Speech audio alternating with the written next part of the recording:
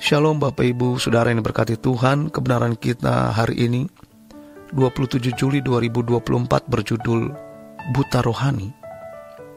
Lukas 19 ayat 41 menulis, "Dan ketika Yesus telah dekat dan melihat kota itu, ia menangisinya, katanya, 'Wahai, betapa baiknya jika pada hari ini juga engkau mengerti apa yang perlu untuk damai sejahteramu.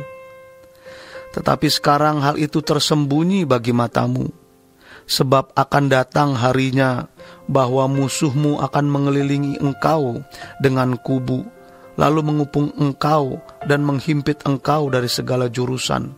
Dan mereka akan membinasakan engkau beserta dengan pendudukmu, dan pada tembokmu mereka tidak akan membiarkan satu pun tinggal terletak di atas batu yang lain, karena engkau tidak mengetahui saat bila mana Allah melawat engkau.'"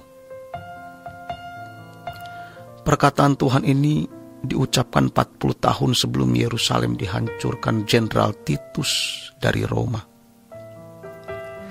Yang di dalam Injil dikatakan bahwa tidak pernah ada penderitaan yang terjadi di Yerusalem setragis ini. Sejarah mencatat bagaimana orang tua, orang muda, anak-anak mayatnya tergeletak di jalan-jalan. Hal itu dilakukan oleh Kekaisaran Roma karena ada orang-orang Yahudi yang mau menyulut pemberontakan terhadap Roma. Bait Allah yang sudah pernah rusak dan dibangun kembali sejak sekitar tahun 16 sebelum Masehi ikut dirusak. Dan menurut mitos, di bawah bait Allah itu terdapat emas. Maka mereka berusaha untuk bukan saja merubuhkan bait suci yang menjadi pusat persatuan bangsa Israel. Mereka hancurkan supaya bangsa Israel tidak memiliki simbol kebangsaan atau ikatan nasionalisme. Namun mereka juga menggali fondasi dengan harapan akan memperoleh emas. 40 tahun sebelum peristiwa itu, tentu dengan marifat karunia roh dari Bapa, Yesus melihat peristiwa tersebut dan menangisinya. Jarang kita menemukan ayat seperti ini. Yesus menangisinya. Lalu Yesus berkata, "Wahai, betapa baiknya jika pada hari ini juga engkau mengerti apa yang perlu untuk damai sejahteramu. Tetapi sekarang hal itu tersembunyi bagi matamu." Seandainya bangsa Israel mengerti apa yang perlu untuk damai sejahtera hidup mereka saat itu dan saat-saat yang akan datang, maka bencana itu tidak akan pernah terjadi. Tetapi sekarang hal itu tersembunyi bagi matamu.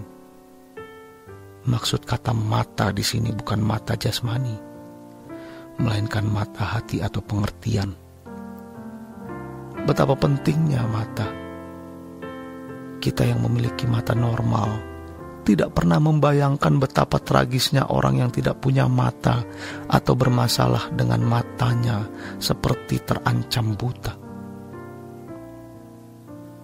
Tapi yang lebih penting dari mata jasmani adalah mata hati. Orang tidak punya mata jasmani sulit hidup, tapi bisa ditanggulangi. Kalau masih punya telinga atau punya indera lain, tapi kalau mata hati gelap, biarpun mata jasmani melek, telinganya bisa mendengar, inderanya sempurna, percuma. Itulah sebabnya Yesus berkata, "Mata adalah pelita tubuh. Jadi kalau matamu menjadi gelap, betapa gelapnya kegelapan itu." Kalau mata seseorang buta, dia perlu tongkat dan anjing untuk memimpin jalannya. Dan dia tentu menyadari kebutaan mata jasmaninya. Tapi kalau mata hati, mata rohani gelap, sering tidak disadari. Itu masalahnya. Makanya firman Tuhan mengatakan, betapa liciknya hati lebih licik dari segala sesuatu. Hatinya sudah membatu. Siapa yang bisa memberitahu? Jadi kalimat wahai, betapa baiknya jika pada hari ini juga engkau mengerti apa yang perlu untuk damai sejahteramu. Tetapi penduduk Yerusalem sudah tidak mengerti apa yang perlu untuk damai sejahteranya. Dan Tuhan kemudian menegaskan, sekarang hal itu tersembunyi bagi matamu.